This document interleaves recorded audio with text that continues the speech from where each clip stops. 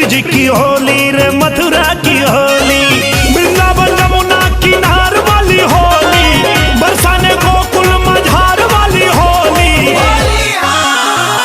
आओ खिलाते आज तो का हम यूपी बिहार वाली होली। आओ खिलाते आज तो का रे यूपी बिहार वाली होली। जिया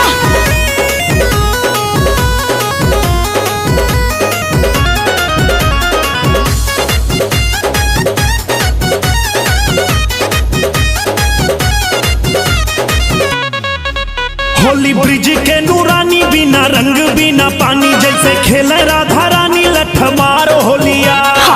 आज बिरज में होली रे रसिया, आज बिरज में होली रे रसिया। लेके रंगवा गुलाल रंग सिया जी के गाल, खेले कौशल्या के लाल रंगदार होलिया।